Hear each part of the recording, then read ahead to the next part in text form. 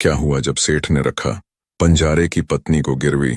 बहुत समय पहले की बात है। एक बंजारा और उसकी पत्नी कमाने के लिए किसी दूसरे राज्य में जा रहे थे। जब वह दूसरे राज्य की सीमा में पहुंचे तो उन्हें रास्ते में कुछ डाकू मिल गए और उन डाकुओं ने उस बंजारे और उसकी पत्नी से सब कुछ लूट लिया और उन्हें भिखारी बना दिया। दोनों अब चिंता में पड़ गए और सोचने लगे कि आगे क्या किया जाए। एक अनजान शहर में दोनों का बुरा हाल हो गया, क्योंकि अनजान शहर में पैसा ही सब कुछ होता है। फिर उन्हें पास में साधु की कुटिया दिखाई दी।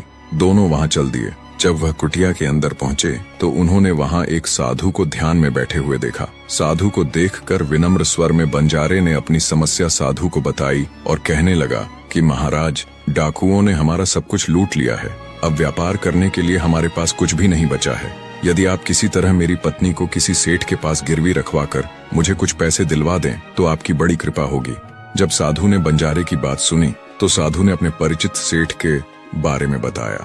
बंजारा अपनी पत्नी को लेकर उस सेठ के पास पहुंच गया और सेठ से हाथ जोड़कर कहने लगा कि सेठ जी, मुझे कुछ पैसों की आवश्यकता है। आप मेरी पत्नी को गिरवी रखकर मुझे कुछ पैसे दे दीजिए। मैं व्यापार करके आपका पैसा वापस कर दूंगा और अपनी पत्नी को छुड़ा लूंगा। सेठ ने जब बंजारे की बात सुनी तो उसने पैसे दे दिए और पैसों के बदले में बंजारे की पत्नी को अपने पास गिरवी रख लिया। बंजारे ने उन रुपयों से आलू का व्यापार शुरू कर दिया। वह सस्ते दामों में किसानों से आलू खरीदता और दूसरे जरूरतमंद लोगों को महंगे दामों में बेच देता था। इस प्रकार बंजारे ने उन पैसों से बहुत ही कम समय में बहुत सारा धन अर्जित कर लिया। अब बंजारा सेठ के पास चल दिया और बोला, सेठ जी, आप अपना हिसाब करके मुझसे रुपए ले लीजिए और मेरी पत्नी को मुझे वापस लौटा दीजिए। ये सुनकर सेठ ने कहा, भाई क्या बताऊं, आज से 2 महीने पहले की बात है कि तुम्हारी पत्नी अचानक बीमार पड़ गई और बीमारी के कारण तुम्हारी पत्नी की मृत्यु हो गई। मैंने तुम्हारी पत्नी का बहुत इलाज करवाया लेकिन बचा नहीं सका। बंजारे ने जब सेठ के मुंह से यह बात सुनी तो बहुत दुखी हो गया।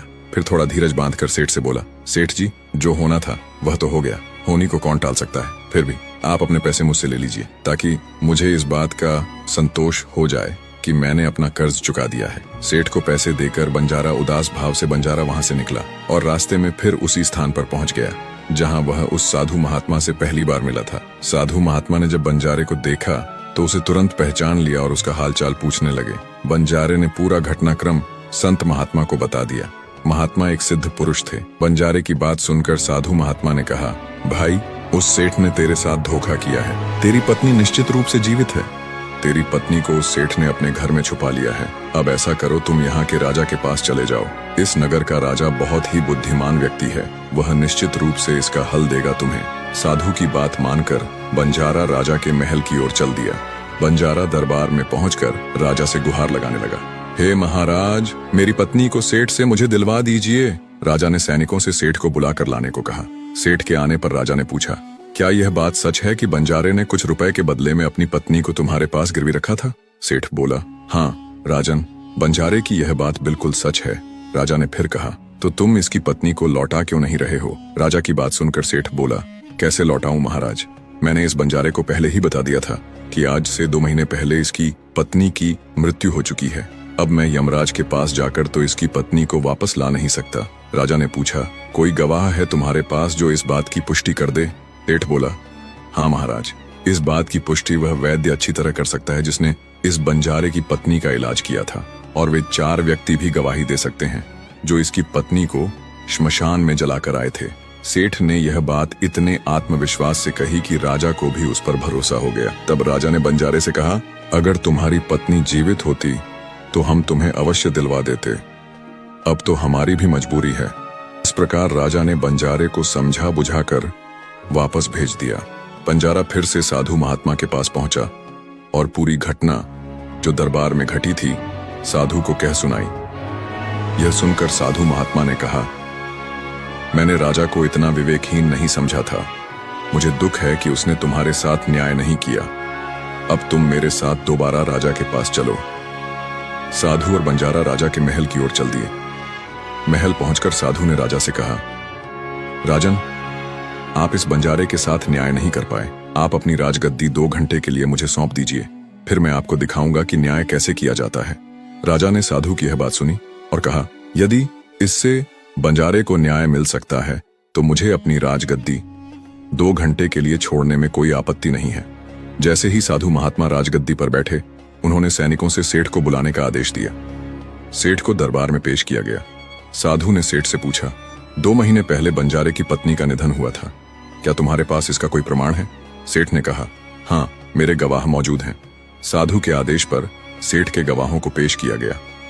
सबसे पहले उस वैद्य को बुलाया गया जिसने बंजारे की पत्नी का इलाज किया था। साधु ने उससे पूछा, वैद्य जी, आपने ही बंजारे की पत्नी का इलाज किया था, है ना? वैद्य ने कहा, हाँ, मैंने ही उसका इलाज किया था। साधु ने पूछा, अच्छा, ये बताओ कि क्या तुम बंजारे की पत्नी का इलाज करने के लिए सेठ के घर जाते थे या बंजारे की पत्नी खुद तुम्हारे पास इलाज करवाने आती थी? वैद्य बोला, सेठ केवल मेरे से दवा लेने आता था। साधु ने वैद्य से पूछा, क्या तुम यह यकीन से कह सकते हो कि सेठ दवा बंजारे की पत्नी के लिए ही ले जाता था? वैद्य ने जवाब दिया, यह मैं यकीन से नहीं कह सकता, लेकिन सेठ जी मुझसे दवा जरूर ले जाया करते थे। साधु ने उसे फटकारते हुए कहा, इसका मतलब है कि तुम बिना मरीज को देखे दवा देते हो। तुम दवा के स्थान पर किसी को जहर भी तो दे सकते हो, और हो सकता है तुम्हारी दवा से ही बंजारे की पत्नी की मौत हुई हो। साधु की यह बातें सुनकर वैद्य डर गया और वह भरे स्वर में बोला, नहीं हुजूर, ऐसा हरगिज नहीं हो सकता। मैं अपने किसी मरीज को दवा के बदले जहर क्यों दूंगा? वैद्य की बात सुनकर वह साधु बोला, अब तो तुम ऐसा ही कहोगे। मैं तुम्हें अपने कर्तव्य के प्रति लापरवाही करने के लिए और एक मरीज के जीवन से खिलवाड़ करने के अपराध में 50 कोड़े लगाने का आदेश देने जा रहा हूँ, वरना सच बोल दो। यह सुनकर वैद्य हाथ जोड़कर बोला, हुजूर, मुझे माफ कर दीजिए। मैं स्वीकार करता हूँ कि मैंने सेठ के बताए किसी भी मरीज का कोई इलाज नहीं किया। सेठ ने मुझे 5 सोने के सिक्के दिए थे और कहा था कि यदि गवाही की आवश्यकता पड़े तो ऐसा कहकर उसके पक्ष में गवाही दे। राजा बने साधु ने कहा कि कुछ भी हो, आपने अपराध तो किया ही है, इसलिए मैं तुम्हें झूठी गवाही के इल्जाम में 10 कोड़े लगाने का आदेश देता हूँ। और सैनिकों ने तत्काल ही वैद्य को कोड़े लगाने लगे। पहला कोड़ा लगते ही वह जोर से चिल्ला पड़ा और कहने लगा, महाराज, मुझ पर रहम कीजिए, मैं मर जाऊंगा।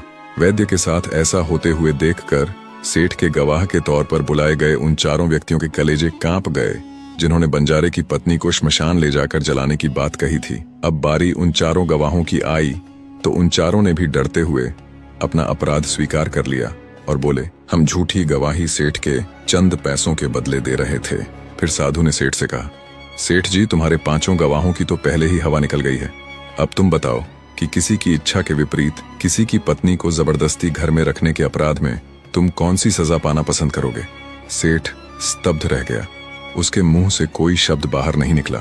साधु बने राजा ने कहा कि इससे पहले कि मैं तुम्हें 10 साल की कठोर कारावास की सजा दे दूं, नहीं तो तुम इस बंजारे की पत्नी को दरबार में हाजिर करो।